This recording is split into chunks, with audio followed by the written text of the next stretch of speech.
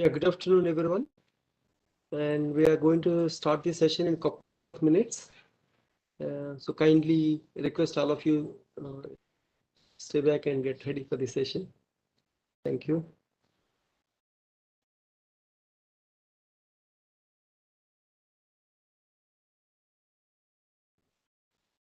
Karanpreet ma'am, can you please check the settings from your side? Good afternoon, Pramod sir. Jagdish sir, good afternoon. I am audible? Yes, sir, you are audible, sir. You are very much audible, sir. Good afternoon, sir. Yes, Karan ma'am. Good afternoon, ma'am. Good afternoon, ma'am. Good afternoon. Okay, sir. So we all are audible. Yeah, we are all audible to each other. Thank you. I think I'm just waiting for Muti sir to join. So once Muti sir joins, we will start the session. Of course. All right, sir. Thank you. Thank you so much. And all the teachers across the nationwide. So we request you stay back for another couple of minutes, and we are going to start the session.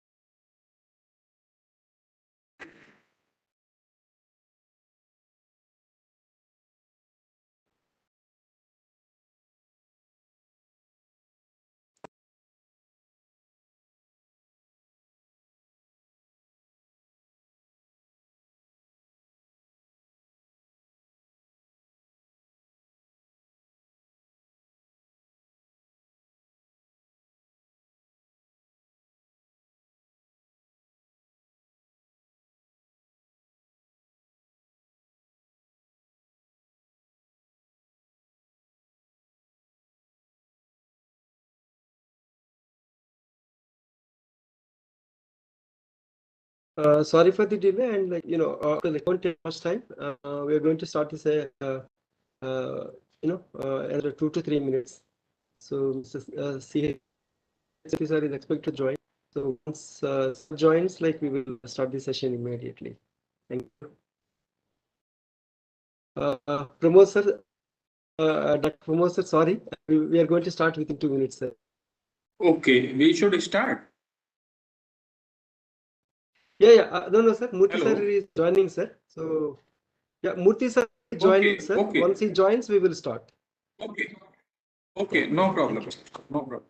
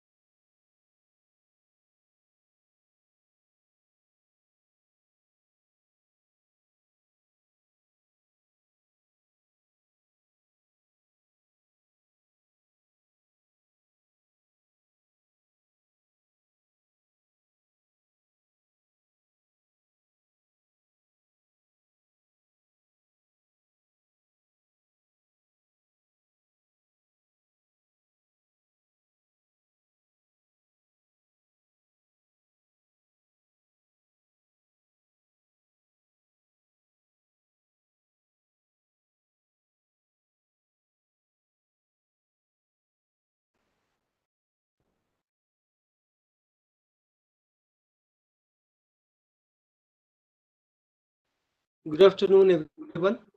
Good afternoon, sir. Good afternoon. And we are sorry for the starting of the session a bit delay, and nevertheless, like the session. So we can all the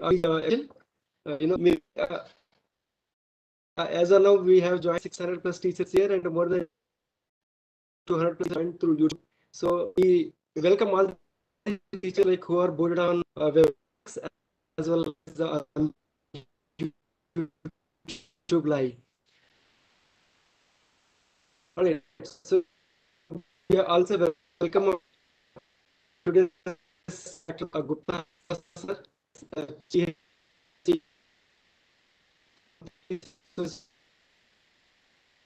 Sidak Hyderabad and young energetics current cover.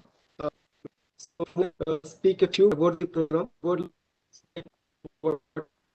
the program and what is that we are doing? All those others.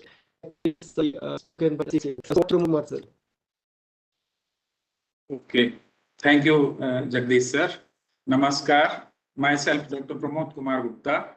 I am founder of Indian Teacher Education Community. We are organizing a program on cyber safety and information with collaboration of ISEA. This is a department of Ministry of Electronics and Information Technology. And many thanks to Mr. A.S. Murthy sir, Associate Director, CDAC and National Coordinator, ISEA, EMU, and Mr. Jagdish Babu, Project Manager, ISEA, Ms. Karan Preet, Project Engineer, CDAC, और ये हम सभी का सौभाग्य है, हम सभी teachers का कि इंडियन गवर्नमेंट इतना रुचि ले रही है हम सबको अवेयर करने में, और जब तक हम नहीं सीखेंगे तब तक हम दूसरों को नहीं सिखाएंगे. And now I am inviting mister A.S. Murthy sir, Associate Director, CDAC and National Coordinator, ISEA. Welcome, sir. Thank you very much, Pramod Kumarji. So, because of your efforts only, we are able to conduct this particular training program. So, we always consider teachers are very important. Teachers are the kind of a bridge between, even though I can say that between economy of a country and this one, because they create us. So as being I'm here is because of my teachers, so their guidance. So, but at this moment that the present, because of the whether it could be IT, ICT or digital activities are growing on, and each and every section, let's say take example, it's not like that we are using for our financial purposes. Even though like industry, the traditional industries are also moving towards IT and ICT environment. When everything is going towards IT, ICT environment, that definitely there are gap areas would be there. It would be very difficult for as an individual, as an organization. It is very difficult to cover each and everything, to protect each and everything. So that is where we required cybersecurity. That cybersecurity role plays an important role in our economy. So let's have an example. I tell that if I'm taking from you a 10 rupees, it's nothing to worry because 10 rupees, let it go. So, but if I'm taking 10 rupees from all your 600 members, how much? It's like in a 6,000 rupees. It's a good earning today for me. Am I right? It's like simply asking and taking the money. Okay, so 6,000 rupees I'm earning is not a single 6,000 rupees is better than average income for anybody. And if you look into the average, so why I'm telling this particular thing, if in your account there is a 1 rupee drawn in every month by your bank, our bank or third party member is drawing in between 1 rupee. So to ask for that 1 rupee, we cannot go back. We never go to the bank because for 1 rupee, because for you wanted to ask that 1 rupee, you have to spend more than that. So like if in a crores of accounts are there is approximately 30 crore accounts are there in SBI. If every month they are deducting like 1 rupee from your account, so they are earning almost 30 crore. So this is called one type of attack. Somebody is writing small program and delivering, drawing 1 rupee from your account. It's for you 12 rupees only for 12 months, but it is almost 12 into 30 crore of 30 crore accounts. So that is where we need to look into that. Even though it is a small amount, we need to be asked that why that was drawn from my account at some point. Otherwise, so like that particular negligence may be the one of the reason to giving an upper hand to the such kind of hackers, such kind of fraudsters. So everywhere this kind of frauds are happening. By understanding how we are behaving, how we are taking our ICT devices like computers, mobile, so they were taking money. This not like that. They were making in such a way that so they were maybe understanding your nature of uses. It's like a customized program for them. So there is a village, it's not a village, it's like a mandal or a city, like Jamtar in a Jharkhand. It's like in a huge business is happening. And you may be knowing that their 7th class is the like equivalent to gradients to do be part of the fraudsters network. If you pass 7th class and if you have an English language or Hindi language fluently, if you have, then you are eligible for doing. And not only the limited to that particular thing, they extended to Bharatpur, Rajasthan, they extended to Delhi, extended to Hyderabad, and they are training in such a way that the local people how they speak. So generally the members, anybody is calling in my local language, always believe, trust it. So they are understanding about you as an individual and what is your requirements, वो आपका आशय क्या है, वो आशय के लिए आप क्या क्या करते हैं, and why, how you are to see, for anybody is like in a small government employee, if DA 3% increases is very happy.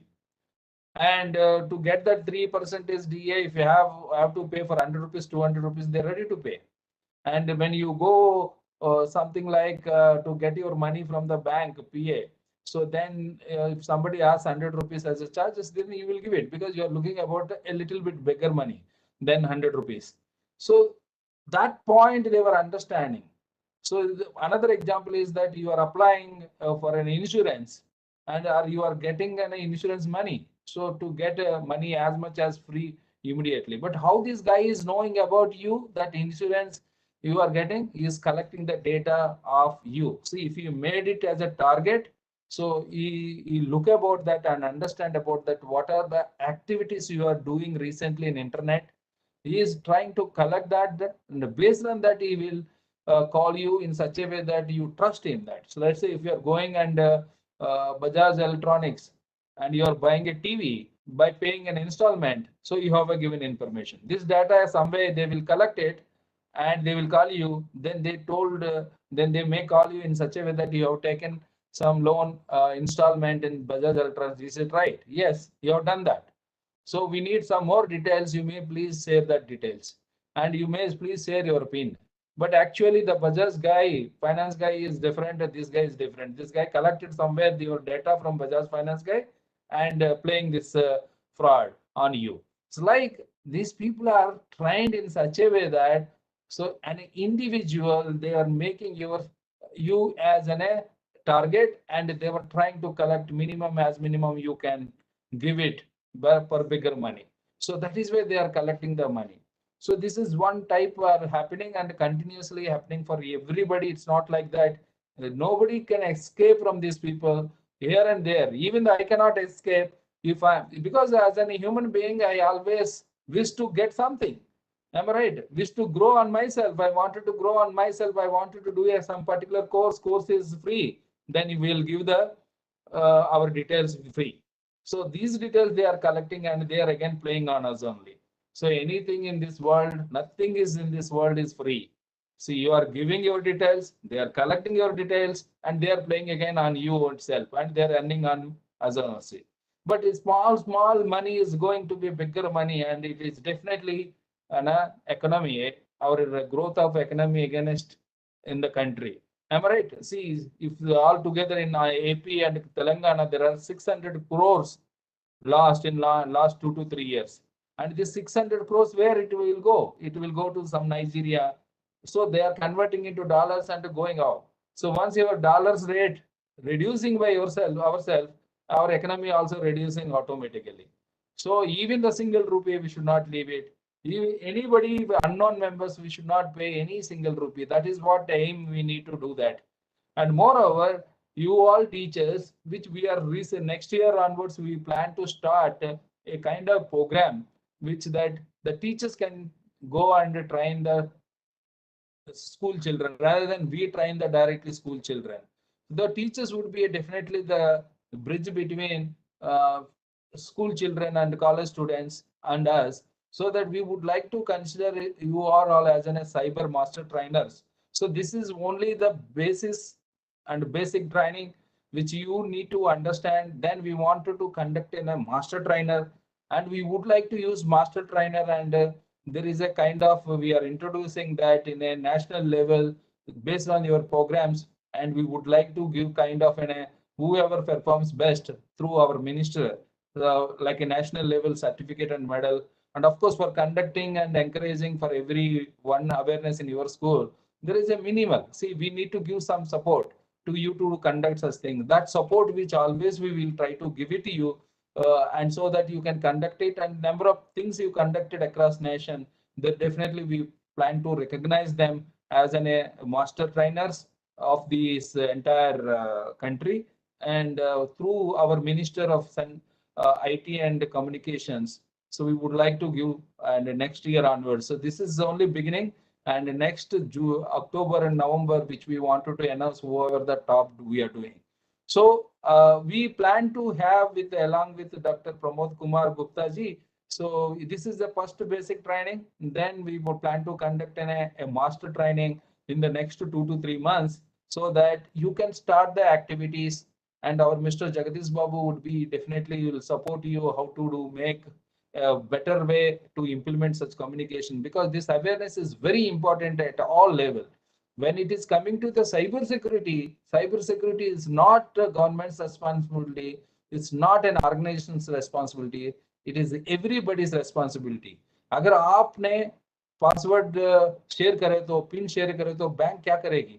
So bank cannot do anything. So because आपका अकाउंट से पैसा चल रहा है, that means you are accepted, you approved it, that's what पैसा आपका bank account से और दूसरा अकाउंट को चल जा रहा है. इसीलिए आपका पासवर्ड पिन और very important. So for that responsibility we need to take care by ourselves, and so that we are like suppose let's say if you go and approach any defense employee, and when you ask something like that, what is this sir, what is the missile you are developing, he won't speak anything. He smiles and he will tell something, and he always takes the in such a way that into his interested area rather than what others are interested. So when it is coming to the secret, so we all keep every information to be secret with us. If even though somebody is tweaking us, we should not reveal any kind of information. That way we need to be strictly maintain our security and especially our privacy, so that we can secure. It's not a great job that securing of all these devices. Only required a little bit awareness, how to control our information, how to control our emotions. So that if you learn it, so we all become as a standard, what you can say that we can secure by ourselves 100%. So with this, I wanted to welcome you all into the cyber security awareness world, and it's not stopping here. We also introducing some kind of a kind of a systematic, and even though we cannot say ecosystem between students, teachers, and premier academic institutes. So there are 50 premier academic institutes which we are planning, where we are introducing various programs where everybody can say that. Till now, that premier academic institutes like IITs and NITs are for few members only, a few top rated candidates only. So definitely they will be, because of the top rated candidates are joining those institutes will get named. But we wanted to find brilliant those who are not able to get into that in the initial stages, now if there anybody wanted to do kind of an research activities, attending the research for training programs, and even the doing a PhD, those possibilities we are introducing from March onwards for everybody. It's not for only the students of that particular institute.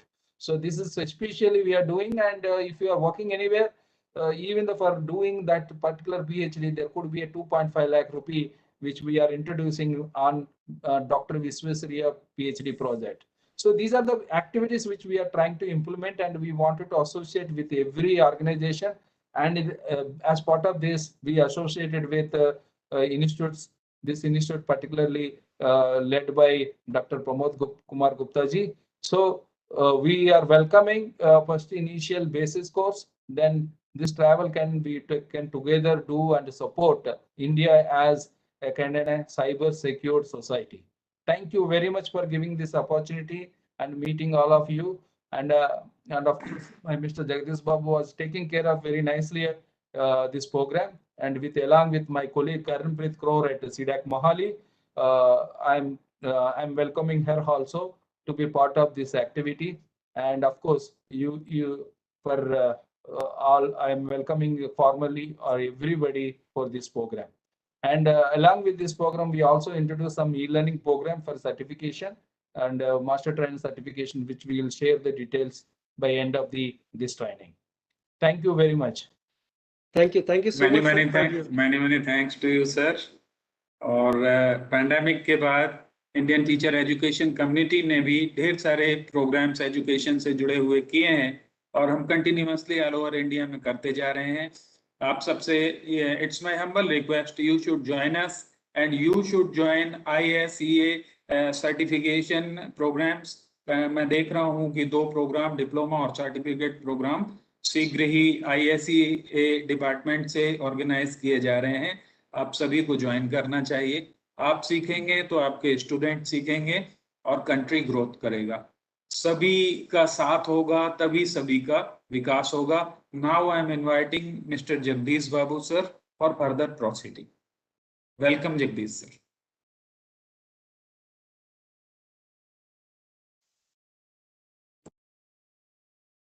Thank you, sir.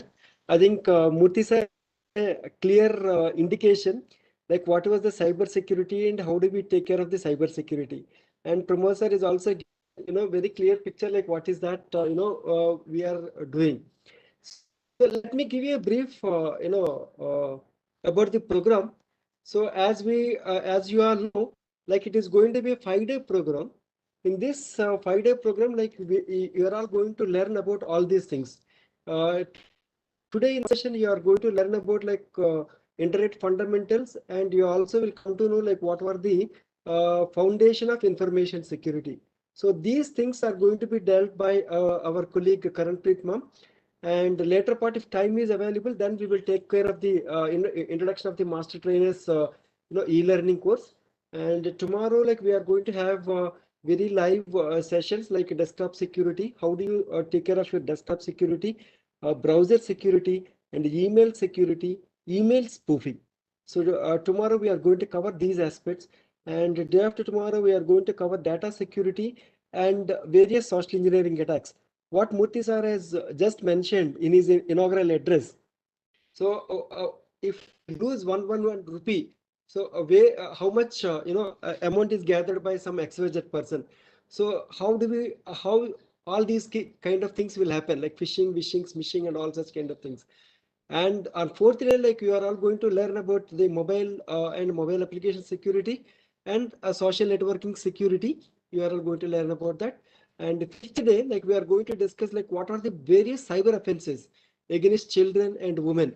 And we are also going to discuss how do we proliferate this information in your respective schools, colleges, or in community locations. So that kind of planning also we are going to do it on 30th.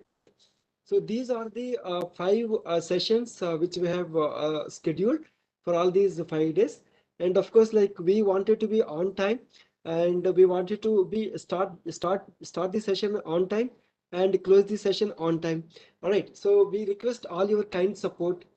We request all your kind support for taking this program in a planned manner, so that by the end of these 5 days, so we also anticipate that like you all should learn these cyber hygiene practices, and you should be able to practice from day one onwards, so that your contribution towards the nation is shown in the form of your personal hygiene, and your personal hygiene leads to your family hygiene, and your family cyber security hygiene leads to community leads to the national cyber security. So that is what it says. As Murthy sir indicated very clearly, it is not a responsibility of some XYZ person or government or department or school. It should start from an individual, and it should lead to national security. So that is what all together we are going to talk about all these 5 days. So without further wasting any of your time, I request Karanpreet madam to take this session on internet fundamentals and uh, internet fundamentals and information security, so that you will be understanding like what are the things. So we are starting from a basic level. Okay, so how the internet functions and what is the information security. From there, like we are taking on various aspects of the session. So these all these sessions are scheduled such a manner that you will be able to understand clearly and able to follow all these things as part of your life. Okay, so once again, I welcome Karanpreet madam to take this session on internet fundamentals and information security. And as indicated, by Murthy sir and Pramod sir, she is a project engineer at CDAC Mohali, and she has done a lot of certifications, and she had a vast experience, in the information security field. So we are very fortunate to have you, ma'am, for this session. Thank you so And much, sir. I think all the yeah, welcome. And I request all the teachers, like all the teachers, researchers, and everyone, whoever has joined this session. So request you kindly use the chat area to pose all your questions. So once the session is over, like we will try to address all your questions. So we request you to kindly use the chat area to mention all your questions. The teachers who are joined in YouTube also, we request to please use that area for posing your questions. So I will take the questions from YouTube as well as from Webex, and like we are trying to address all the questions by the end of the session. I hope these instructions are very clear. So madam is going to talk about these internet fundamentals and information security next 1 hour 15 minutes, and later like we are going to take all the questions. All right, so thank you once again to all the teachers who are joining for this session. And we also thank CHAS Murthy sir, Associate Director, CDAC Hyderabad, and who is given his inaugural address. And we also thank Dr. Pramod Kumar Gupta sir, who has joined and shown the importance of information security for the academic users. Thank you, and we request Karanpreet ma'am, please start the session. Thank you. Thank you, sir. Good evening, one and all present. I am Kananpreet Kaur, working as a project engineer in CDEC Mohali. Today in our session, we'll be discussing about internet fundamentals and information security, as Jagdish sir told. Ma'am, your voice is very low. Sorry to disturb you. Can you? Okay, now is it clear? Yes. This voice is clear, ma'am. Thank you. Please go ahead.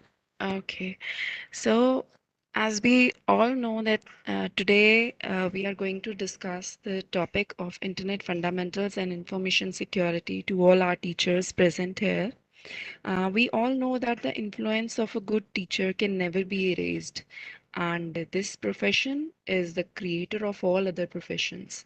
So we must be, fully aware. Being a teacher, we must be fully, like you can say, trained about internet, how it works, and what all steps regarding the security we should follow, so that we can teach those steps also to make a better society and a better and secure ecosystem, right? So for today, we'll be discussing about the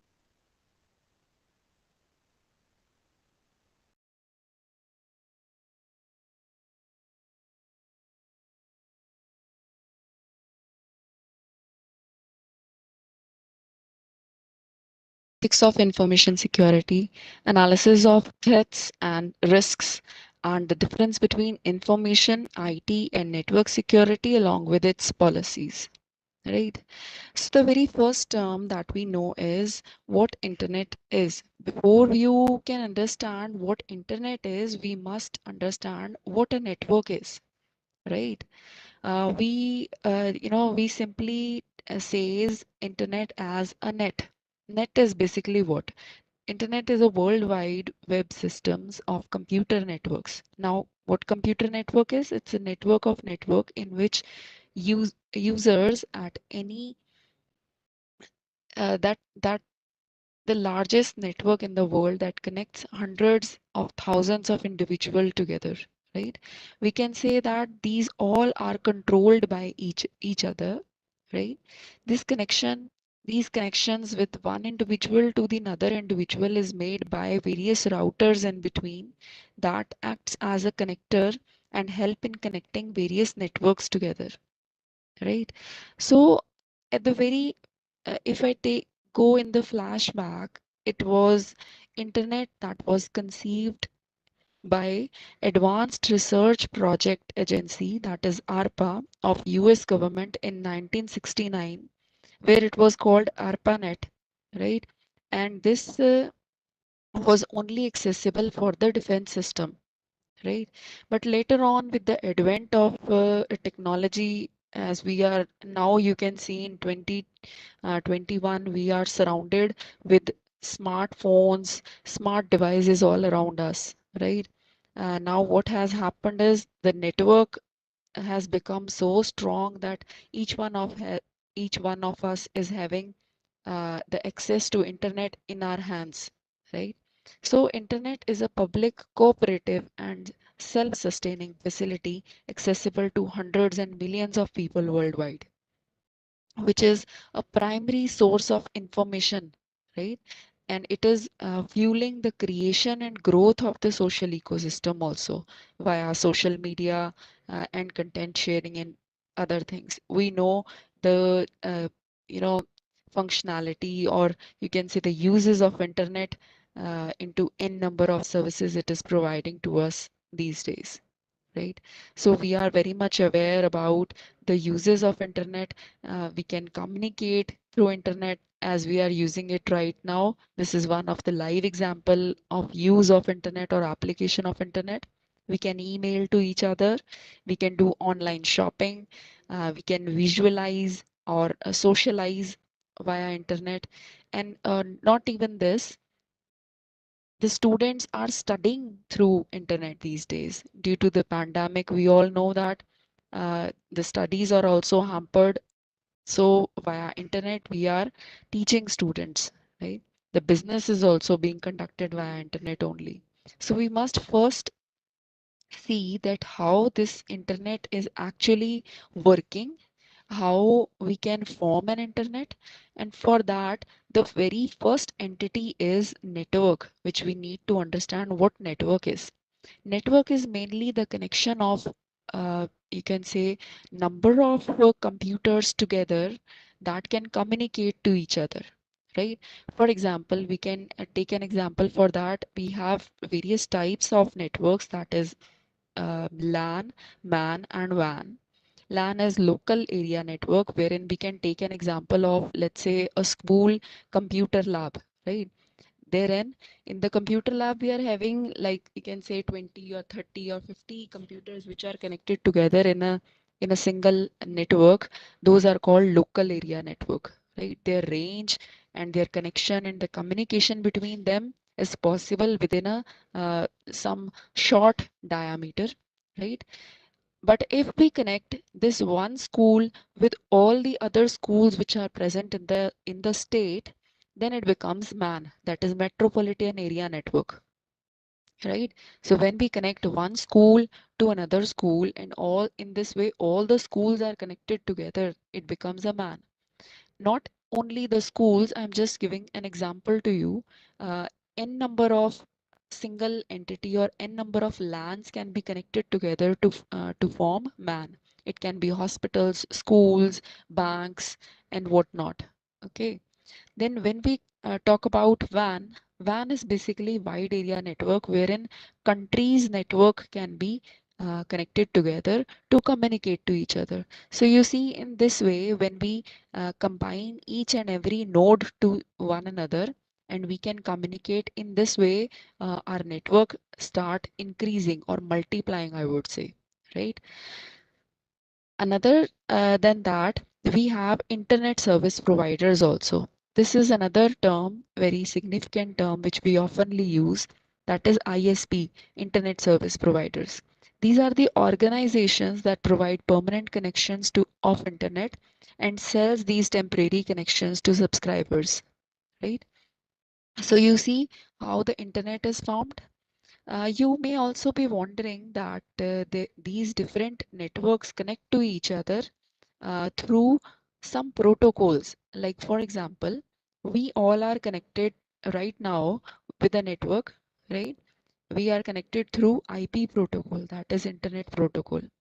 Each of us, whatever information is being sent by me is also delivered to you in the form of small packets, right? Whatever voice I'm sending to you is first divided into small packets, and then these packets are, you can say, sent to you via network and is being communicated to your IP addresses.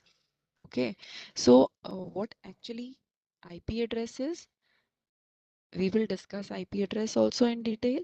So this is how we are communicating right now. Here, this is the computer which I am using, being using digital signals, and then modem is there. It is transferring or transmitting it in the form of analog signals, which it is converting from digital to analog. Okay, this is modulator, demodulator. That is why it is known as modem. Okay, modulator and demodulator. Okay, then further it is sent to ISP, which is Internet Service Provider. It is giving me the connection of internet to home with which I can connect to you. These are the receiving ends, right? So in this way, you see the network through internet, I can communicate to you all, right? So in this way, internet also works. Whenever we send some email, or we can communicate, we want to communicate to one another, or we want to access some page from the servers, it works in the similar method. Further, we were talking about IP addresses. Now, each one computer which is linked to the network will be having one address, that is unique IP address. Okay, IP means Internet Protocol address. So, like we all are having a unique name, or you can say we all of us are having an Aadhaar card number which is unique in nature, so that we can differentiate, each one of us can be differentiated as an individual. Similarly, whenever in a network, a computer is connected to that network, it is provided with an IP address, right? Now, what IP address look like? IP address is basically 32-bit number which is expressed in 4 binary octets. 4 binary octet, we mean 163.1.125.98, right? This is the convenient notation with which each one of our computer which is connected to the internet is identified with this or differentiated with this IP address. Whenever I want to send some message to you, I must have some IP address. Similarly, whenever one computer want to send message to another computer, we must have an IP address to that computer. Now, this IP address can be allocated statically or dynamically. Statically, we mean that manually we are entering it, and dynamically it is done via DHCP, that is Dynamic Host Configuration Protocol, right? Along with the IP address, we will have to connect the subnet mask as well as the gateway for the IP address, which confirms the location of the network as well as give access to the wider network, right? So you see this 255.255.255.0 is the subnet mask, right? I hope the significance of IP addresses and its detail functioning is clear to you all. But these days the users of internet are increasing day by day. As I've already told you that we are so much, occupied and by the devices that we all are having a smartphone or a laptop or a desktop with us, right? Which is connected to internet. So you see, the users of internet are increasing day by day with the advent of technology, with the evolution of technology. So these IP addresses with the 4 binary octet is also less. Okay, so initially we were there with the 32-bit number IP address. Now we will be having 2 raised to the power 128-bit, these much addresses, right? So presently we are applying IPv4, that is Internet Protocol version 4. But now we will be, in coming few years, we'll be jumping towards IPv6, that is Internet Protocol version 6, wherein not 2 raised to the power 32, but 2 raised to the power 128-bit will be used. Because the internet users, those were about 4 billion available addresses were there. Now it has jumped up, right? So that's why the next IPv6 version, in that IP address will be changed to 8 groups of hexadecimal quadrats. Like in the previous IPv4, this example I gave you, right? It was having 4 quadrats, 4 binary octets, like 1, 2, 3, and 4. Now this time when we will be using IPv6, there will be 4 binary quadrats. Okay, so hexadecimal quartets will be used. Now further, we'll be laying some emphasis on like how this internet works. Okay, so internet basically works upon the various protocols. These protocols are set of standards and rules which internet use. Internet uses a portion of total resources of currently existing networks, right? Right. So it uses a set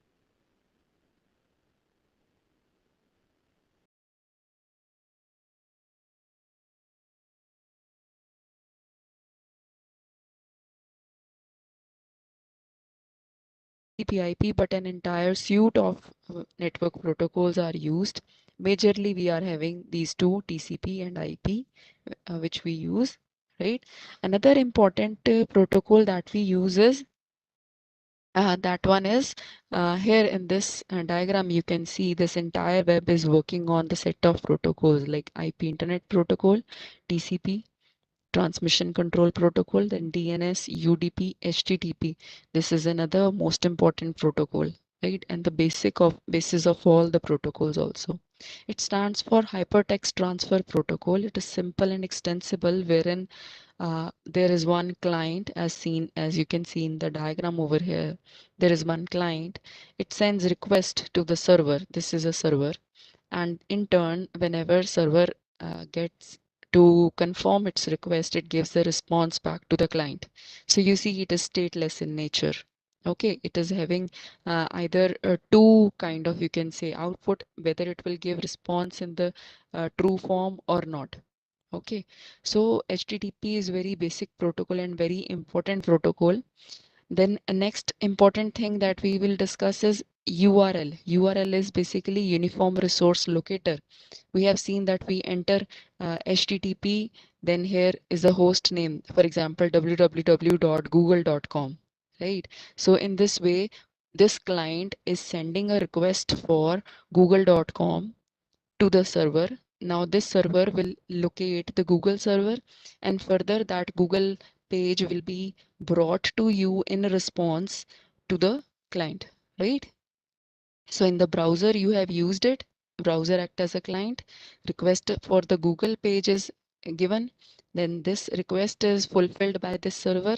He found out the Google page for you, and then response as a Google page is given back to you, right? So in this way you see the uniform resource locator is having you can say a hierarchy of things or information which is passed as a request from the browser to the server, which includes protocol. By protocol, we mean the rule or the standard which he's following. That is HTTP. Okay. Then further, the host on which server he need to look for, like here www.domain.com. Okay, then we have port in that, like from where the connection is to be made. Like for if we go to HTTP, then it is always 80, otherwise HTTPS it is 443 port number. Then path to the resource, that gives the resource path, that on that particular server where is that folder or where is that file, like path is a file, then in that path file there will be some to file, then that in to file there will be some resource file or resource folder will be there. In that file this particular query will be implemented. This query says that some variable a is equals to b and x is equals to y. If this query is clear, it is true, then that page will be, or that information will be given in response over here to the browser. So you see, a set of instructions or set of information is passed on to the server, which gives us back again a set of information, right? So in this way, when we are communicating information, and in turn also are delivered information, we must ensure that this information is safe enough, that no one on the internet, on the network level, no one can misuse it. Okay, so we will ensure, we will take some steps or get awareness about this. We will discuss this, how to secure our information which we are passing over internet, right?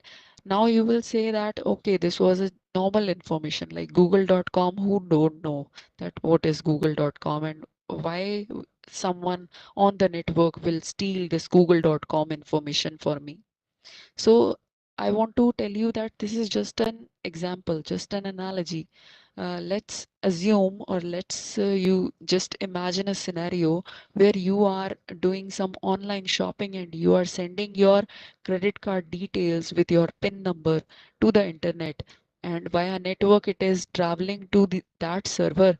And if someone who is sitting on this network and is sniffing like what you are communicating, then that IP and that PIN number as well as your credit card number is sniffed. It is you can say intercepted by that person who is sitting on the network, or he can be some attacker and he can misuse your details, right? For that reasons, you see, this was the entire understanding of HTTP protocol. The user uses the URL from the browser, like this was the entering of client via browser. It is sending some request, and server maps the URL and that file program to give you back the response. And this way the response is generated via TCP/IP protocol with the help of HTTP and is given to the browser. Now all of this communication is completely transparent in nature. The entire request message is also in the readable form, as well as the response message is also in the readable form, right? So someone, for example, in this slide, you can see the browser has sent the request and server has sent the response, and there is some intruder. By intruder, we mean there is some attacker. Now this attacker can easily see what you are communicating because it is in the transparent form. Okay, you are using HTTP protocol, which has the capability of sending the text as it is, and the hacker can see it. Here in this analogy, you can see there is some girl Helen who is sending his password ABC123 or some mail via internet, and hacker can easily see that password, right? Now another person is using HTTPS. HTTPS is Hypertext Transfer Protocol Secure, which is a secure version of HTTP wherein whatever password is sent, it is in the encrypted form. Like here on www.example.com, whenever the password was sent ABC123, it is first converted into or encrypted using various algorithms, and now hacker cannot see your password because he's seeing the encrypted text, right? So in this way we have improved the HTTP protocol, using the HTTPS protocol. It is replaced by HTTPS protocol, which is a secure version of HTTP. So you can see these days that all the websites which were earlier hosted as HTTP, now they are hosted as HTTPS, right? This is for the same purpose, in order to provide security to the communication which is going on. Now, if you want to do online shopping and you are sending your credit card and PIN number or CVV number, it will be sent in the encrypted form using HTTPS protocol. Okay, so this makes our internet secure, but not that much secure. As you can see in this analogy, the company's website visitor is now visiting the network internet. He's sending the request via HTTPS to the web server. Now web server is trying to check. It will first check the authentication and authorization of the user. Okay, that whether this particular person is a registered person or is a genuine person, is an authenticated person to use these web application or not. Okay, so if its credentials are checked over here, if these credentials matches, if its login is successful, only then he is allowed to enter into the website and further to the database. Otherwise it will stop over here only. Okay, and it will give the response that no, you cannot access the web server or website. Okay, your login is failed as your credentials were wrong. So in this way, the security of the website, this web application server, on this web application server, websites are hosted, right?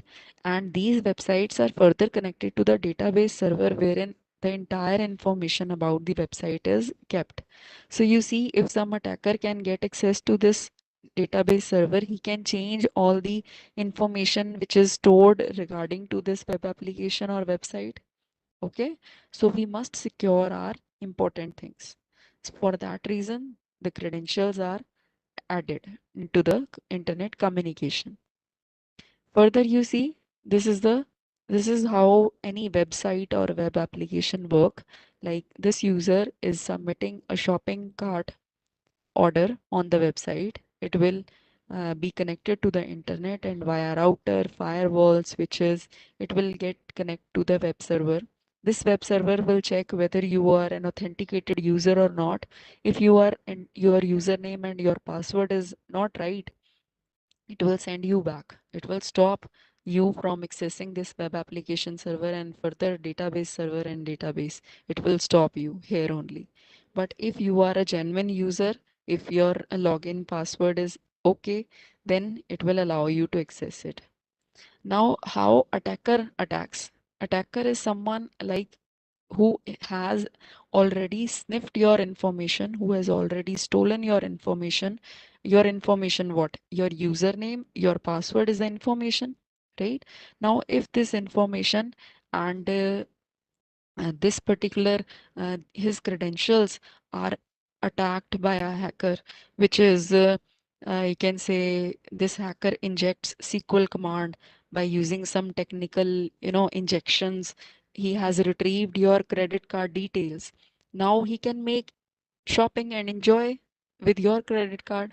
Okay, so what he will do, he will become you and use your credentials and your credit card and enjoy shopping, because even web server cannot stop it as your credentials are compromised over here. He can attack the website as well as he can make changes in the website, along with he can compromise the database also. So you see, he not only can stole your money, he can make transactions on your bank account, but he can also make some changes or compromise the database if he is a good attacker.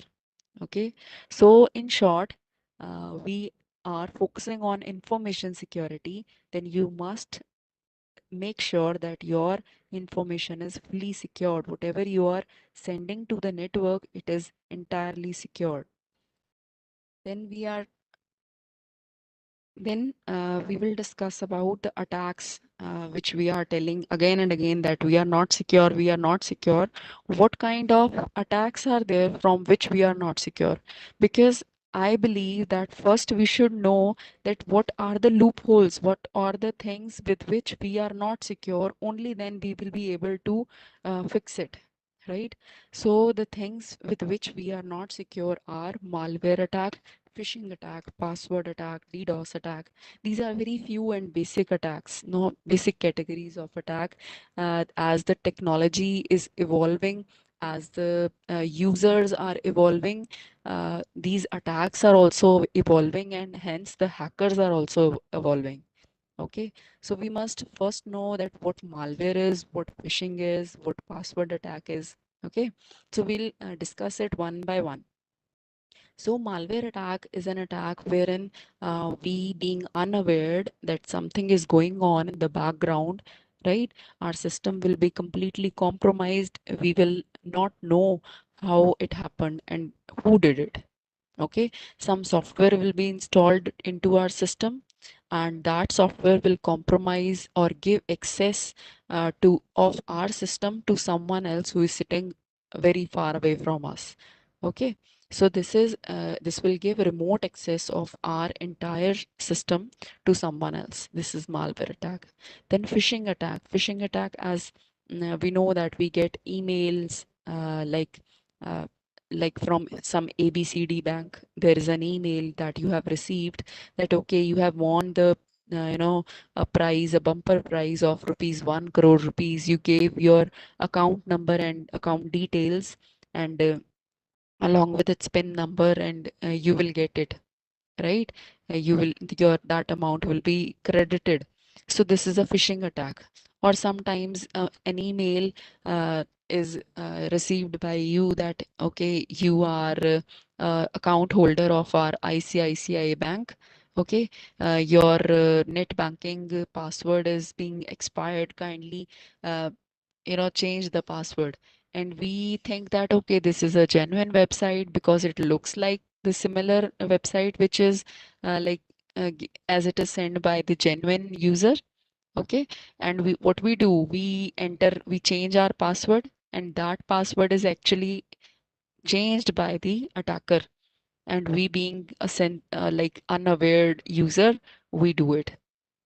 So this is phishing attack. Another is password attack. Now, what happens in password attack is the attack which is done on our password. Many of us use keep our password very simple. Like if some ABCD person is a user, then he will put his password as ABCD only. Okay, so half of the task of the attacker is itself done, because he can easily guess that password. Now you will imagine that you will say that, ma'am, how can someone guess my password, that I have set the password similar to my username? How it can be done? You see, as I told you that as the technology is evolving, the attackers are also evolving. There are many algorithms present today that can guess the password. We know, we teach our students the permutation and combination in mathematics. You know that permutation and combination which is taught in the school time is used in the negative way by the attackers to guess that password. Now I know that my password will be of 6 words, 6 alphabets length, right? It will be 6 letters long. Okay, now they have made the algorithms which are known as brute force algorithms. This algorithm, what it do is, like for the first letter, it will run the permutation and combination of 26 letters. Then for the second length also 26 letters. Then third 26 letters. And in this way, number of guessings are done, right? And the moment it is clicked that that password is accepted by the system, your password is attacked, it is hacked. So you see, the password should always be the combination of capital letters, small letters, then alphanumeric letters and numbers. Okay, this is the reason why it is always given on the website that please use password, which is the combination of capital letter, small letter, and this number and alphanumeric, for this reason only, so that we can avoid password attacks, right? More of this captcha is also used these days for this purpose only. Okay. Then next, further we are having DDoS attack. DDoS attack is denial of service attack. Denial of service attack, we mean that the server is given so many requests, millions and trillions of requests, that uh, the server do not give services. Okay, it stop giving services. So this is distributed denial of service attack. Then further, there is man in the middle attack. This man in the middle attack, like we already said, that someone sitting on the network is sniffing our information, that is the man in the middle attack. Okay, when two person are communicating with each other, the third person is listening to what communication is being done. Either he is listening, or this breach is happening. So this is man in the middle attack. We will discuss it in detail. Okay, then drive-by download. Drive-by download is like whenever we download something from the internet, then uh, some hidden softwares are also downloaded in between. Like, right, for example, there are rats. Rats are basically like, we don't welcome rat, they come by some holes, or unknowingly or uninvitedly into our workspace or into our house. Similarly, whenever we download some few malicious softwares like rats are like remote access trojans, right? These are also trojans or rats. They are also downloaded. That causes malware attacks. Okay. Then mal-advertising, wherein some bad content is shown to you again and again, which is not good. Then ROG software. These are few softwares which are again, uh, installed in our system without our knowledge, and these softwares function automatically because we don't use them. Some other person who has installed them into our system use them. So these all kind of attacks you can see, these are the major, or the, you can say, high level attacks which I have discussed you. Now we know what kind of attacks we are attacked with that can cause cyber insecurity to us. Now need to we know that from what thing we need protection. We need protection from unauthorized access, unauthorized modification, that no one should modify our details, or no one should modify our things, whatever we are doing. Someone should not delete whatever item we are doing. Okay, and someone should not access to what access we have, some account or something else, right? So from these things we need to protect ourselves, or you can say we need protection from the attacker itself. So how we will do it? We will first know that what information is important for us and what information is not important for us, and then we will decide that this information should be protected from the attacker. Now one layer we are completely aware of, that what kind of attacks are posed. Now it's time to know on what thing we need to, you know on what thing attackers attack, or what thing is insecure to us, and what information we need to hide from the outer world. Okay, so the information we need to hide from the outer world, as we know, information is a set of data. This data together, you can say a set of data together, whenever it is processed, it makes some meaningful, it has some meaning attached to it, and it becomes an information, right? This we all know. So this information we need to secure. this is not an this is basically, you can say, an organizational problem rather than an IT problem, because maximum attackers are first time fraudster only, right? So we must ensure that whatever information is being sent, it must be CIA triad must be preserved. Okay, so this is ISO 27002 2005. This is a standard which is followed, right? And it lay emphasizes on the confidentiality, integrity, and availability of the information in order to lead the information security. Okay, so one by one we will discuss what is confidentiality and what is availability and what is integrity in detail. But before that, we must ensure that what exactly information security is. Now, information first is an asset that has value to an organization or some individual, right? Which must be suitably protected, right? Now we know that I know that my username and password is very dearer to me. I must protect it from others, even from my colleagues, right? So in this way, in an organization or individually, I need to know first that what are my information security. How will I make that information secure? So information security is the process of protecting that information secure, which is an intellectual property. Okay, so you need to protect that password or that PIN number from others. That is information security. Okay, so information security is the protection of information and minimizes the risk of exposing information to unauthorized party. So its preservation can be done by focusing on the confidentiality, integrity, and availability of that information. Okay, so why we need to first secure this information? We need to secure the information, as you can see, to ensure the availability of business. For example, let's take an example of a restaurant. If I have opened a restaurant and my secret ingredient or my secret recipe is, stolen by someone, okay, so my business will be off, right?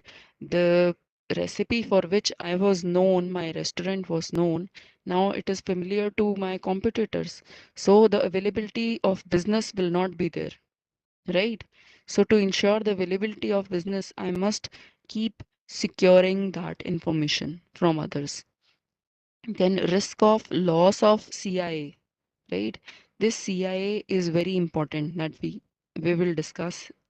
Okay, then protect data and information system.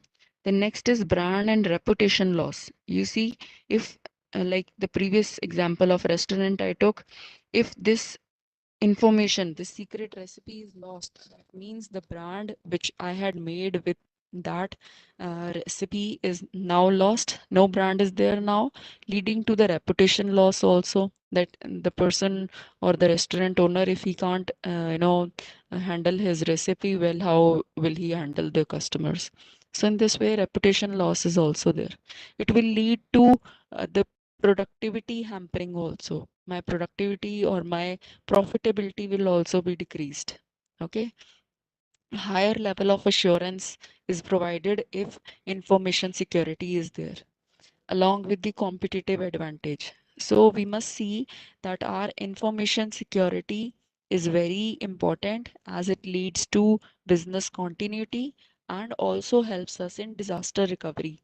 Okay, so we must ensure our CIA, that is confidentiality, integrity, and availability, which is the heart of the information security. So this is our basic principle and objective is also same. Now, what exactly this confidentiality, integrity, and availability is? We are talking about this again and again. You see, confidentiality is something, for example, I give you one example that I am sending my username and password over internet for my Gmail account. Okay. Now that username and password is being sent to the network.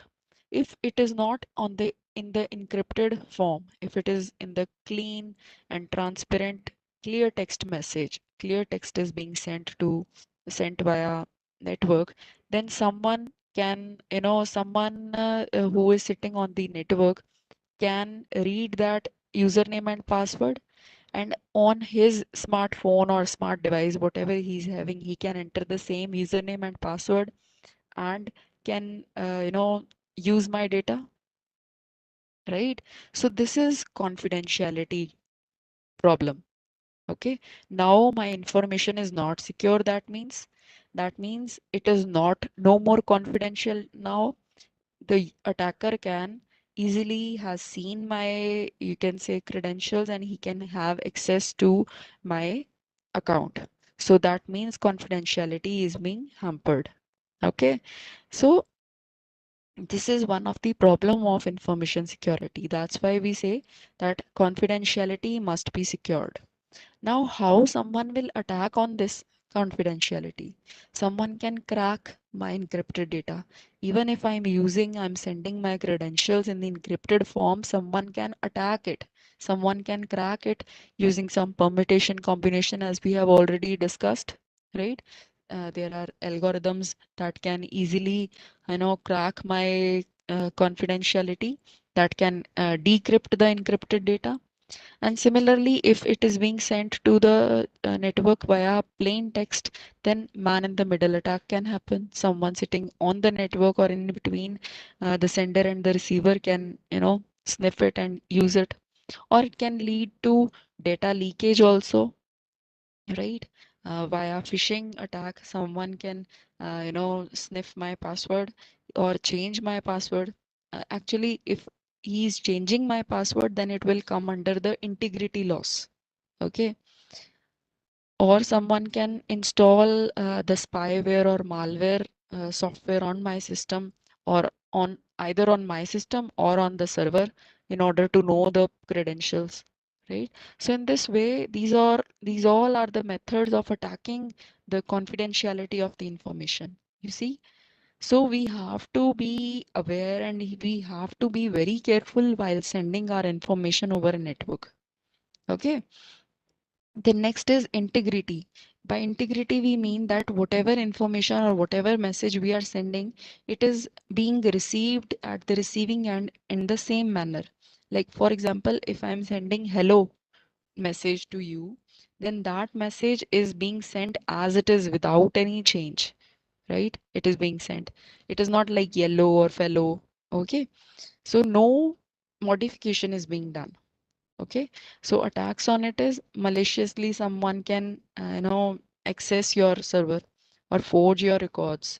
Any change can be done in the database, right? Some remote access can be there.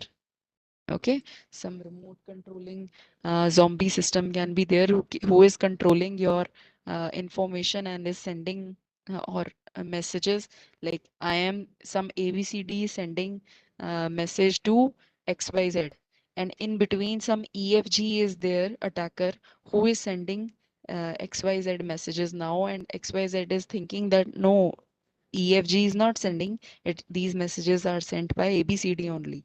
So this will lead to reputation loss also, right? So in this way, integrity loss is another problem to the information security. Then last we have availability issue. Availability issue is, here we are concerned with the services which are being offered. Like we discussed DDoS attack, right? Here, if the service availability is not there, the information availability is not there, then it's of no use, right? For example, DDoS attack, wherein a single server was attacked or was fired with multiple requests at a time, and that server cannot respond now, so it denies all the services being offered to the client. Okay, or some ransomware attack is there. Okay, or some power is shut out, power supply is not there. That means if there is no power supply, or uh, you can say the system is flooded with too many requests, that means that particular server or that server room will stop functioning, right? It will stop giving service. So this is denial of service attack. So you see, the security issues which we face in our communication via internet should be rectified by protecting the confidentiality, integrity, and availability. If these three things are, protected, are secure, then our communication, our internet usage is completely secured. Our information is completely secured. So you see, this is the normal flow wherein the sender and user are receiver are both are happy, right? But if now some interruption is there, okay, that means I am not receiving what the sender has sent. So that means this is what, again, a problem. This is a security issue. Or some modification is being done by the third party. Whatever sender has sent, some modification is done by the attacker, and that modification is sent to the receiver, with which receiver is also not happy and sender is also not happy.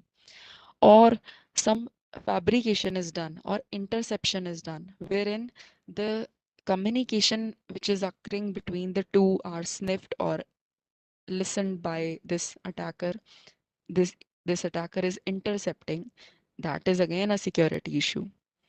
Then some fabrication is there. Now sender is not sending anything, but attacker is acting as a sender and he is sending. Okay, so fabrication is there. Then reputation. Sender says, okay, you get it. Receiver says no. Then receiver asks, you have sent it. And the sender says, no, I have not sent it. So that means you lose the trust, you lose the reputation, you lose the faith factor. So similarly, if there is interruption, that means there is lack of availability. Now it is no more available, your service is no more available. If there is modification in your messages, that means your integrity is lost. Okay. If there is interception of your information, somebody is listening to it, that means your confidentiality is lost. Okay. If there is fabrication to your messages, that means you have not sent messages and someone has sent it. That means authenticity is lost. Okay. You're no more an authenticated user now. And if there is loss in reputation, means there is no reputation, that it will lead to non-reputation factor. So all these are security issues which we have discussed till now, are direct hindrance to the information security. If we do not preserve them, our information security cannot be preserved. Okay, so how now we have seen that what are the things that we need to protect, and we know that from what kind of attacks we need to protect. Now next thing that we need to know is how much risk, or how much you can say risk factor is there if we do not protect it. Okay, for that we know that these three things, vulnerability, threat, and risk, are very important terminologies that we need to know. Vulnerability is basically weakness. This weakness can be on the website which we are using. This weakness can be the browser which we are using, right? This weakness can be on the network side also. The network which we are using can also be weak, or the server from which we are getting the response, or on which the website is hosted, it can also be weak. So basically, the vulnerability refers to the weakness of an asset, okay, that can be exploited by one or more attacker. So these are the weaknesses which are attacked by the attacker. You take an example of a paper box, of a wooden box, and an iron box. Okay, so these three boxes are uh, set in front of you, and a hammer is given to you. Which is the box that you can break easily? Paper box, obviously, because it is the weakest one, right? Then with some effort you can break the wooden box, and you cannot break the iron box because it is very strong. So you see, similarly, attackers also attack the weaknesses of our technology, weaknesses in our technology. If the website is not properly made, or if the user is not using or unaware with the all these loopholes, or the server on which our information is stored is not safe, then the attacker is going to attack these weaknesses, these vulnerabilities. Okay, so vulnerabilities are basically in the cyber world, they are the defects or bugs in the hardware of the or the software which remains to be fixed. Okay, sorry. So that can cause damage to the CIA, that is confidentiality, integrity, and availability. So we must fix these vulnerabilities from our system, from our cyber world. These vulnerabilities can cause threats whenever any event occurs wherein the potential to bring harm to the organization or individual is a threat, right? These threats can be natural threat, intentional threat, unintentional threat.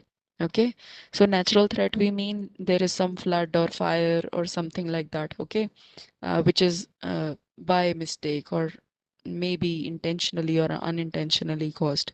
Intentional threat is that someone knowingly is sniffing your password, is cracking your password. That is an intentional threat. Unintentional threat is like, for example, some school going student is trying this cyber security hacking tips, and he has unintentionally poses threat to some website or something like that. Okay, so these comes under unintentional threat. Or some first time fraudster is there, that is an intentional threat. Okay, so these all threat assessment techniques are used for understanding these threats. Fine. Now, then further we have a risk. Now, once we know that there are vulnerabilities in our system that can cause threat to us, then how much risky is that?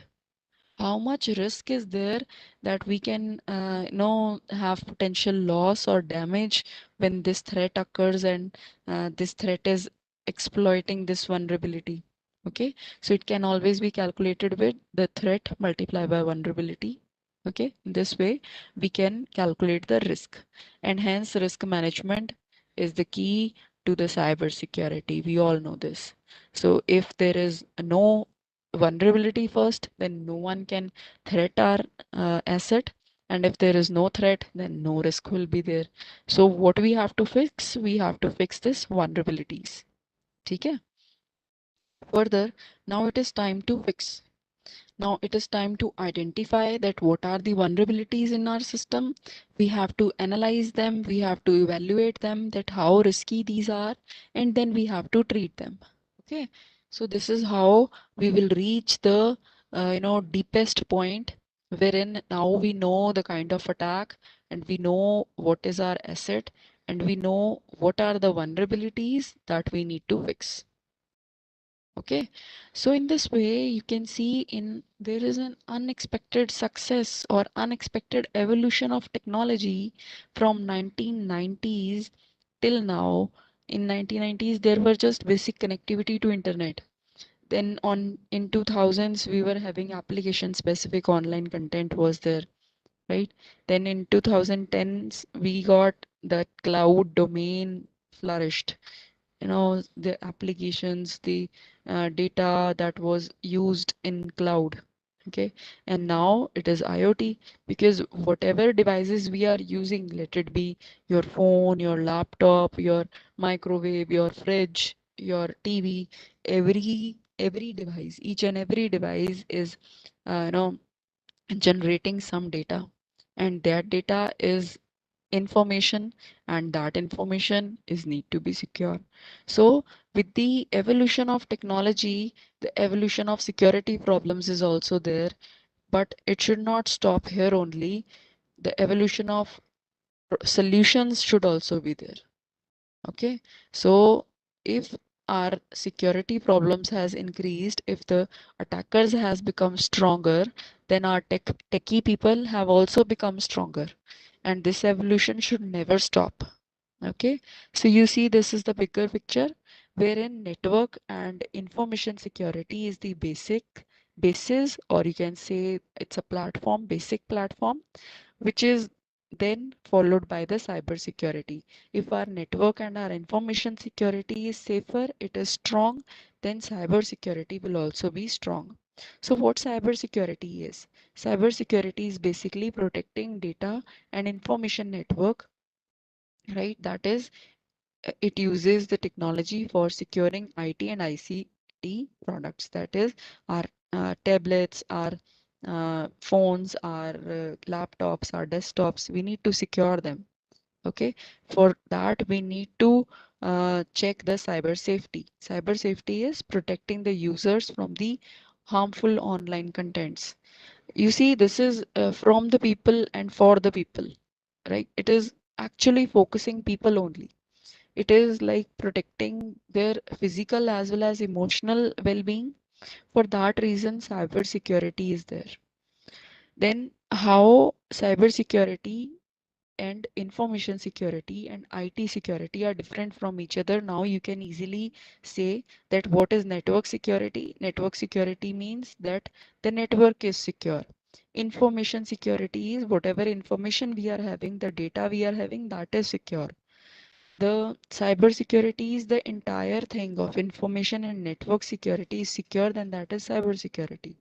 And if we say what is IT security, that is computer security, which is applicable to the information security technology to apply to the technology. That is, some specialist is there who is looking into this matter of a breach or some critical information critical information is lost or some cyber attack is performed. He is looking into this system. So this is IT security. Okay, I hope it is much more clear to you that what is cyber security, what is IT security. So this can be protected only if we have authentication and authorization access to our websites. What is authentication and authorization? We are some way we are confused in these two words because they look very similar, but I'm sure many of us might be knowing already. Authentication is when you like for example, you visit some website and they are asking you for username and password. That means they are looking to identify you, that you being a user, are you a genuine and registered user or not? Are you authenticated user or a reliable user or not? Okay, then further, by authorization, we mean that if you are an authenticated user, then do you have the privileges to use that particular material or that particular function which you are trying to use, or that particular resource that you are trying to use? Okay, so are you a reliable authentication? Then with the authorization, you can check.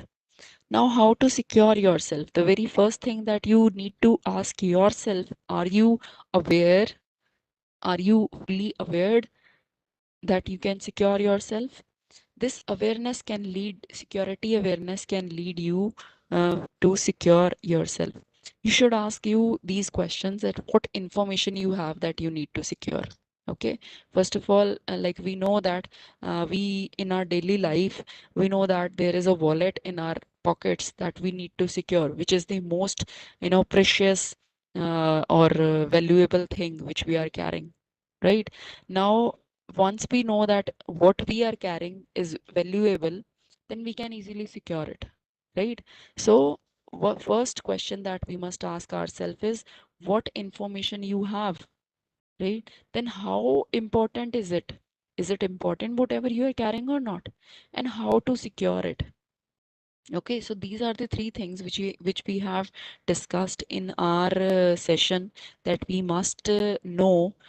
Okay, then next one is assess. That is, we must also know that if these important things goes into the wrong hands, then what will happen, right?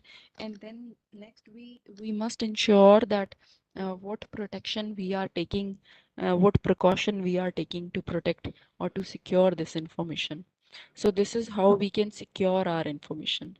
So we have to just follow few tips as a layman user to ensure our safety and cyber security.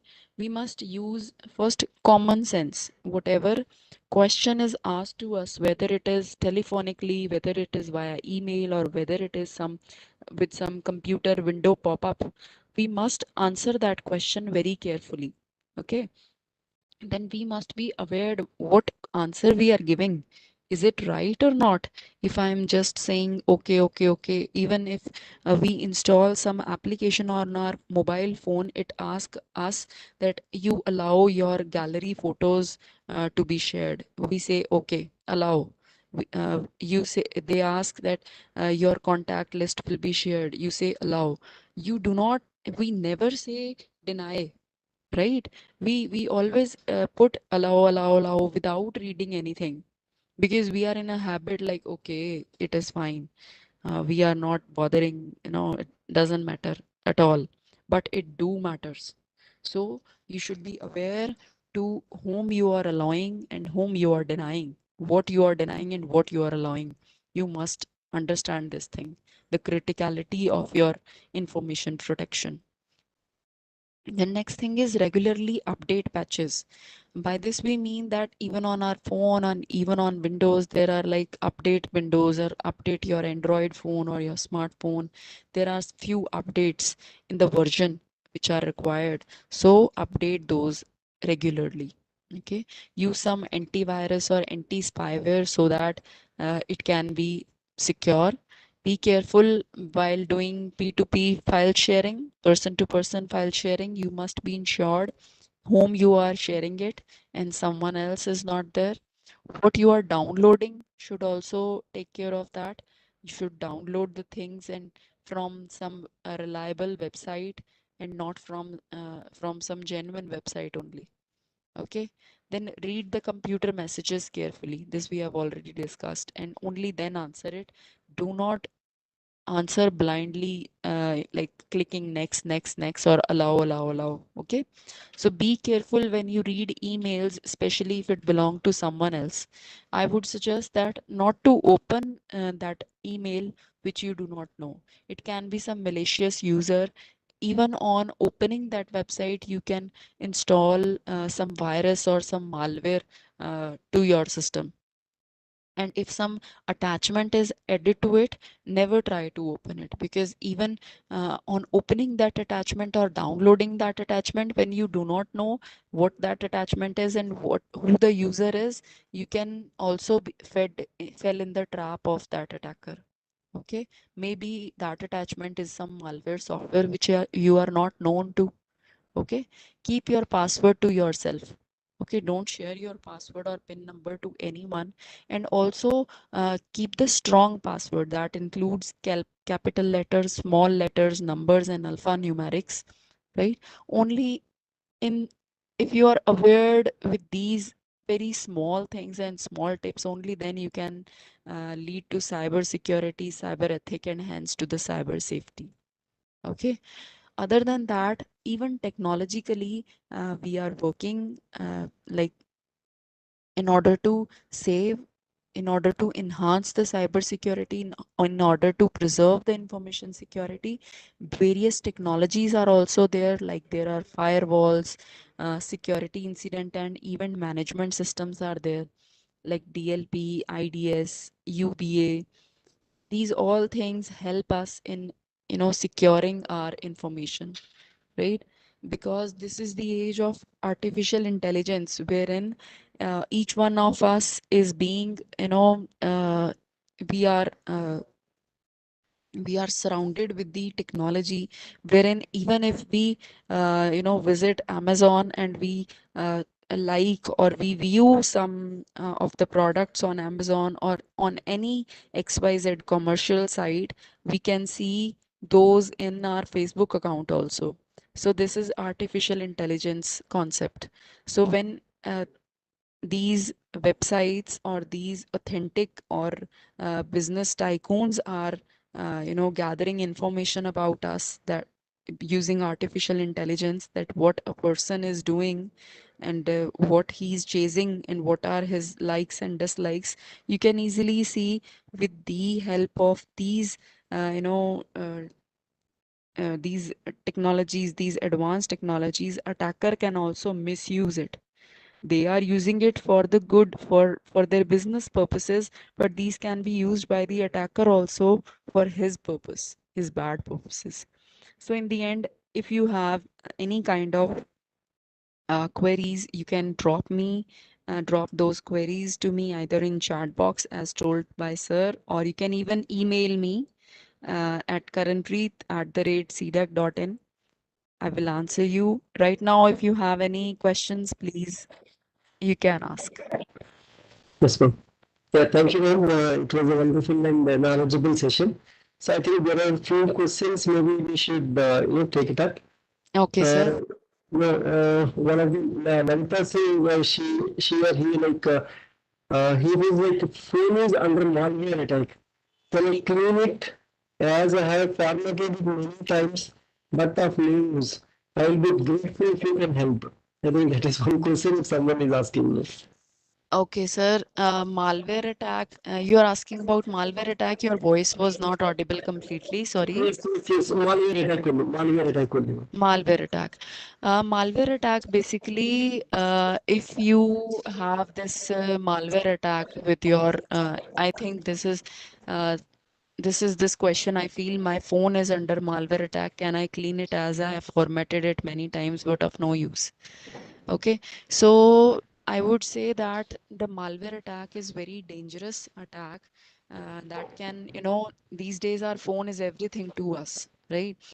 We even for a single moment we don't leave our phone like this only, right? So whenever we install something, whenever we install some application over it, we must install it from the, some Play Store or some App Store only, which is an authenticated resource, not from internet, or even not even a single song we should download from the internet from some vague sites, because these can contain some softwares that lead to dangerous outcomes.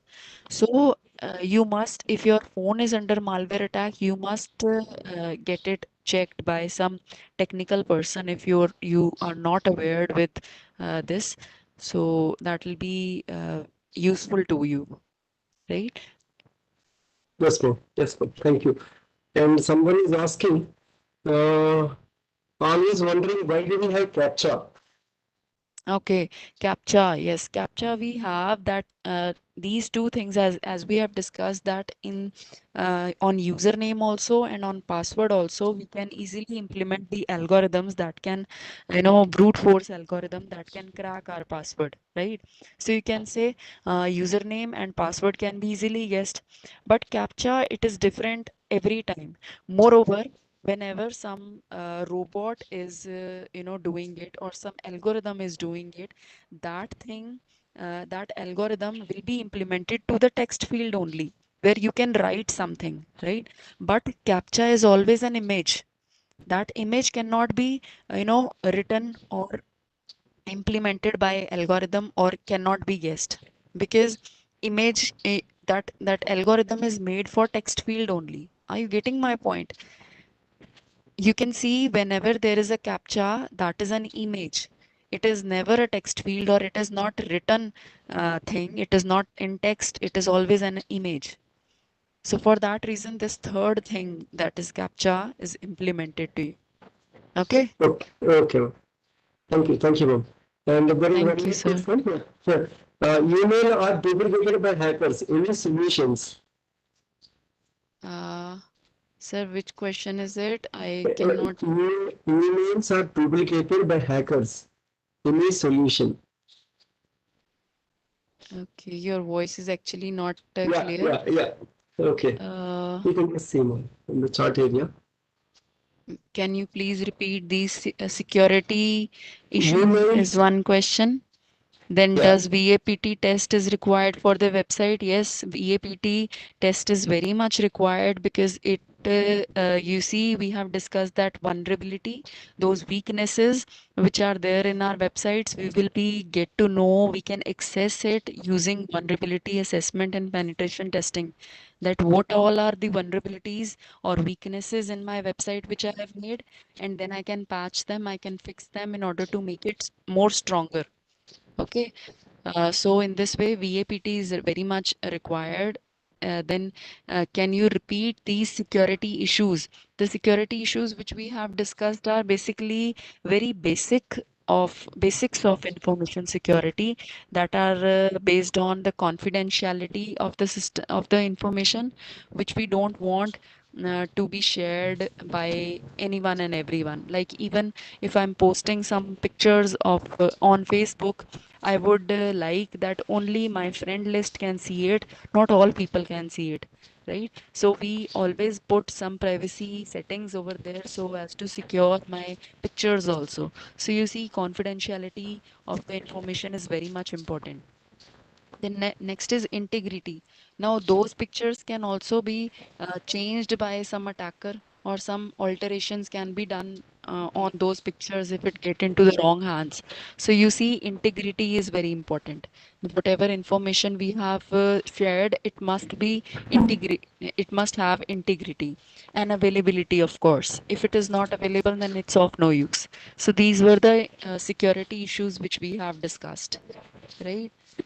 Other than that, in the chat area, we are having any other question that we are having? Okay, this Yes. emails are duplicated by the hackers. Any solution? The solution to this is only that we should not even open the emails which are not known to us. Like when the sender is not known to us, we must not, even open that email. Responding to those emails, or responding to, and the attachments, downloading those attachments should definitely not be done. This is the only solution. Or you can mark it as spam so that next time it do not be seen, and clear the spam, right? Time to time. This can be done. Then further, we have difference between the cyber security and safety. You see, cyber security and safety, cyber safety are very much, interconnected terms.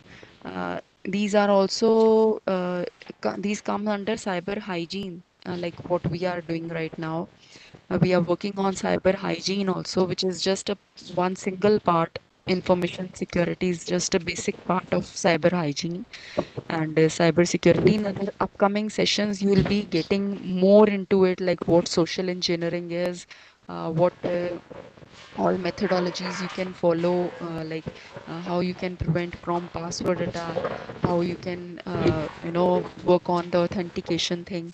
So you will get into details of how cyber hygiene can be followed using cyber security and cyber safety. Then next question is, what is vulnerability VAPT analysis?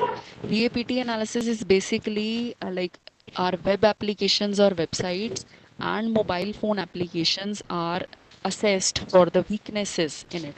Like for example, if we are having some security issues in the websites and mobile phones or networks or our infrastructure, whatever assets we are using, we have assessment for it.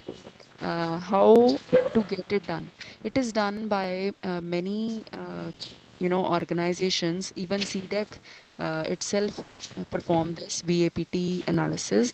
I, being a project engineer, I also work on the vulnerability assessment and penetration testing, wherein we check and audit the websites, that whether they are having vulnerabilities or not, and if they are having, so we inform the developer that okay, you check this portion wherein your website is weak, so that it may be become more secure. Is there any government authorized agency to get it done? I've already answered it. I think even CDEC do it. So you can easily, make it done. Is it safe to use cloud platform to save data? Yes, of course, it is for the use of us only, like common people only, but only if that cloud service provider is following all the standards for cloud security, then it is very safe to use it, to save our data and to store it and use its infrastructure. There is no harm, but he must follow that standards of cloud security for sure. Okay, the standard which I have told you, that ISO 27002, Okay, so that standard must be followed. Another standard is ITIL. So these standards must be followed. Only then you can use it for sure. Should we give permission to access photos, contacts, videos when it is asked? It depends, ma'am. Again, it depends that whether you are giving access to someone reliable or like I think here you are asking about like in a mobile phone if I am giving access to the application and videos and contacts. Uh, in context to that, it again depends like any important information or any how important that information which you are sharing is, right? If someone asks me, can you give me permission to get access to your credit card number, I will never give it. Okay, so I hope it is clear. And if it is the requirement of an application, like for example, if it is some like some app that in which that GPS service, your location is required, or something related to that is required, I will definitely give permission to. Okay, then next is what are cookies and are they harmful? Cookies are actually useful also and harmful also. You can say useful in sense like we need not to enter our username, password, and our likings and dislikings again and again, but they can be misused also. Now here it is the responsibility of the website only in order to clear or destroy your cookies at the end of your log as soon as you log out from that website, those cookie must be destroyed. It is the functionality of the website only. If it is not done so, then that is the vulnerability of the website or the application that you are using. So in this way, obviously, you must ensure that the this website, whichever you are using on which these cookies are being made, must be hosted on HTTPS protocol. Okay, they must be following 443 port number so that these cookies get encrypted, and at the end of this, using secure socket layer encryption, they are handling their network issues. Okay. Any other question? Okay, there is a question. Why shouldn't allow everything to apps, but we can't use the app? This is the thing I was telling you now. You must see that if now see, for example, I am using Zomato now. Okay. Now I am not allowing my GPS to, or I'm not sharing my location, how that person will reach me. Okay, so you see the criticality of the information. If it is required by the app, definitely you need to give access to, right? If you're using Facebook and you are not giving access to the gallery, then how you can use Facebook? Because you won't be able to share your photographs on Facebook. Okay, you can avoid contact over there. You can avoid sharing contacts, you can avoid sharing other things, but you have to share the pictures, right? uh, then next we have how safe is to use Google Drive to store our documents.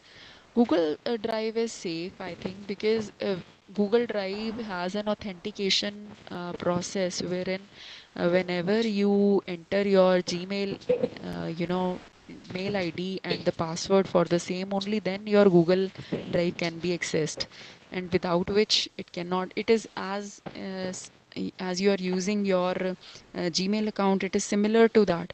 So Google Drive is safe, I think. How to avoid AI to capture our information. Look, this is the thing that you cannot. If you are like, sometimes what we do is we share our location also on Facebook or Instagram. We usually see that this Facebook is having all the content which we have seen on some website, and they are asking us to okay install this particular app, and you might have come across to these kind of so it is not bad. They are advertising it using AI.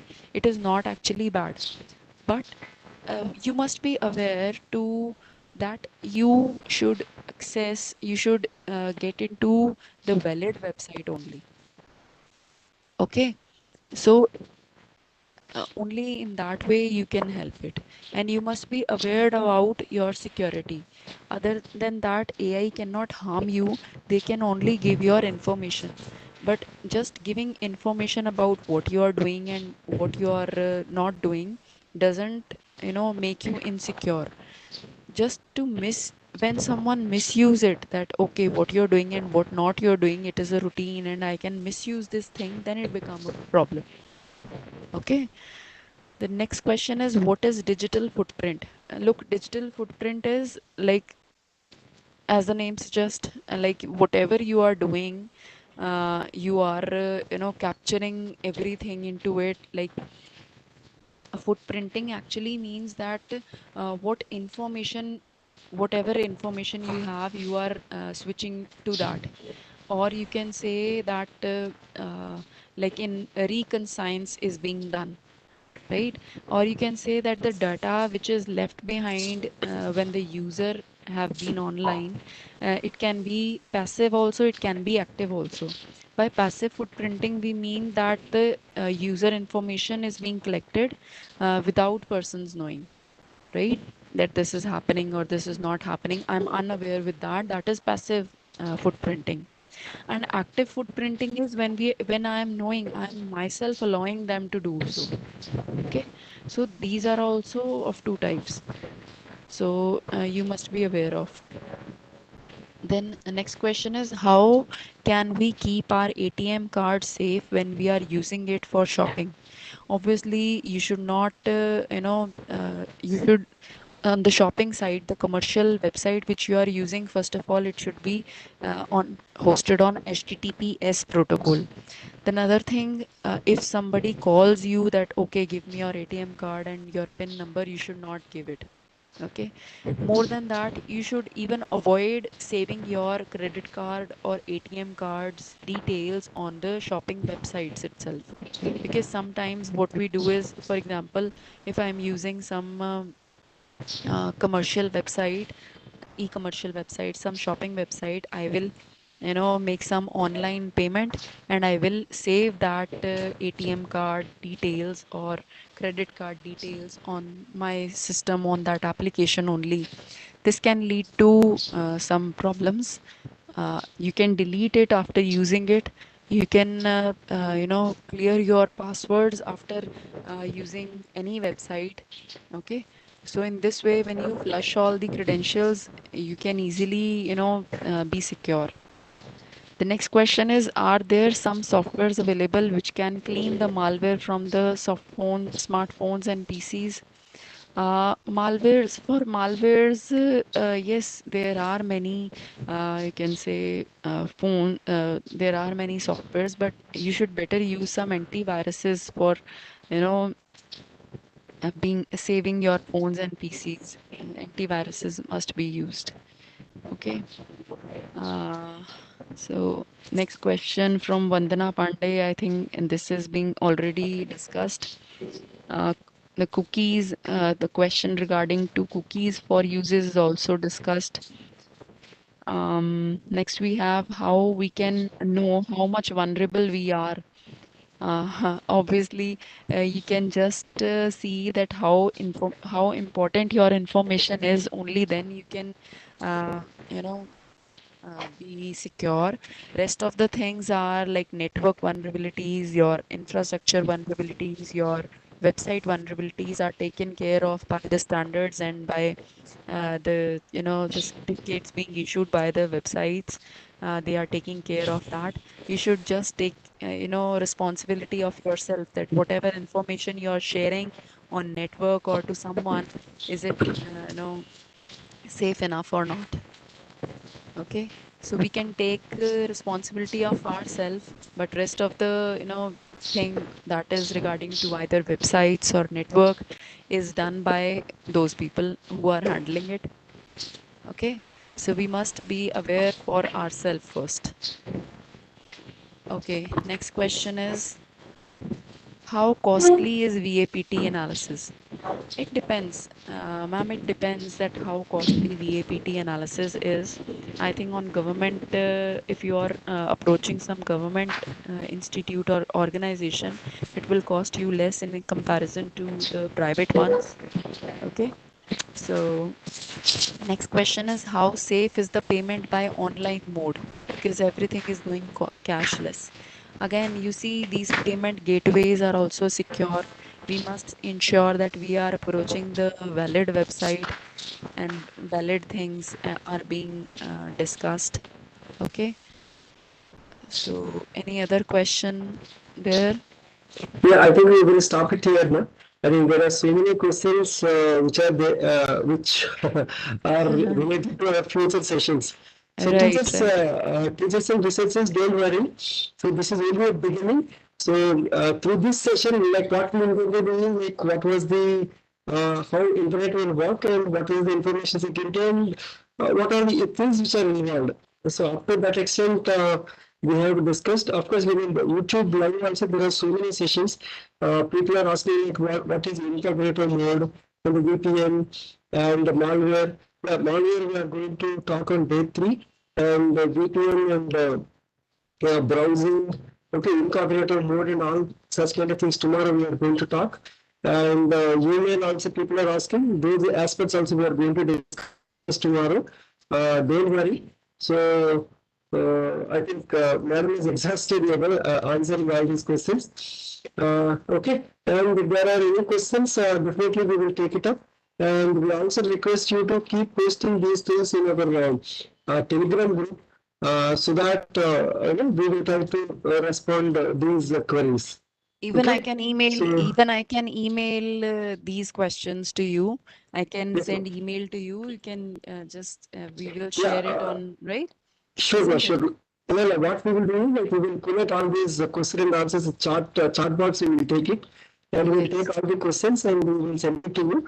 And otherwise, we will make some FAQ. We will share it with all the teachers. Right, All right. right. Wherever So you will share this presentation, you can also share those these answers to these questions, right? sure, ma'am. Sure. Thank you so And much, sir. teachers, welcome, ma'am. Thank you so much for your wonderful session, and it was a very knowledgeable session. Thank you, So sir. that, like, thank you for joining us and enlightening us on various aspects of the internet security and information security. Thank you Thank so you, much, sir. ma'am. Yes, ma'am. Many thanks to you, and many thanks to your valuable time. Thank Or you, it Pramod, was sir. nice program, Same here, sir. It nice was my lecture, pleasure. I know and sharing my information. It's my yeah, pleasure. Thank you so yeah. much. And Thank you so much, many ma'am. thanks to Jagdish sir. All credit goes to you and your hard working. Many thanks to you sir. और आपके You are जिन welcome, sir. Friends को भी आपके जिन friends को भी आप इस प्रोग्राम में ये इंफॉर्मेशन शेयर नहीं कर पाए हैं, तो आपको मायूस होने की बिल्कुल भी नीड नहीं है। अगले मंथ भी हम इस तरह का ही एक प्रोग्राम कर रहे हैं, टीचर्स ट्रेनिंग, और सेम टॉपिक होंगे, तो आप उनको इन्फॉर्म कर सकते हैं। और जल्द ही ISEA डिपार्टमेंट और जगदीश सर की एंटायर टीम डेट्स शेयर करेगी अपनी वेबसाइट पर, तो आप लोग वहां देखते रहें। रियली, तो many thanks to you sir. Always, sir. Always, thank you. And all the teachers and researchers like who have been the WebEx as well as in the YouTube channel also. We are going to share this with tomorrow's joining link again by tomorrow by 1 o'clock. And you all can join with that link. So what are the link we have shared today? It is going to be end here. Okay, we are going to share another link by tomorrow around 11:30 to 1 o'clock. So I request all of you kindly join with that link. Okay. So this link it is going to be expected by another 10 minutes. So I request all of you kindly join with the link tomorrow so that there won't be any issues to all of you. Okay, the people, all the teachers like forward in the YouTube channel as well as in the WebEx link also. And today, like what of the session we have learned, so we will give you one more opportunity. So immediately after the session, I will just post this YouTube link in our Telegram group so that you can start revise your concept or like you can hear one more time, because like madam has explained, taken good time and she has explained neatly, so that I request all of you kindly go through the session once again. So the reason why I'm saying to go through the session once again is tomorrow we are going to introduce our e-learning course. So you can enroll yourself and you can go through all the chapters. And by end of the 5th day, okay, I want all of you to give your examination. So based on these sessions, like which we are going to do today to Friday, based on all these sessions, we are going to have an assessment. Once you complete that assessment, you will be receiving a master trainer certificate. Okay, and that certificate is going to be useful in our professional life. And we're also going to introduce some other courses which you can continuously learn on the various aspects which are related to the cyber security. Okay, so with that we are going to conclude now. And tomorrow we will meet again around 3 p.m. exactly, so that we can start our session on time. Thank you. Dr. Pramod sir, can we Very thanks to you, close the sir. session? Okay. Thank you very much, sir. Thank you very much for all your cooperation and support. Thank you so much.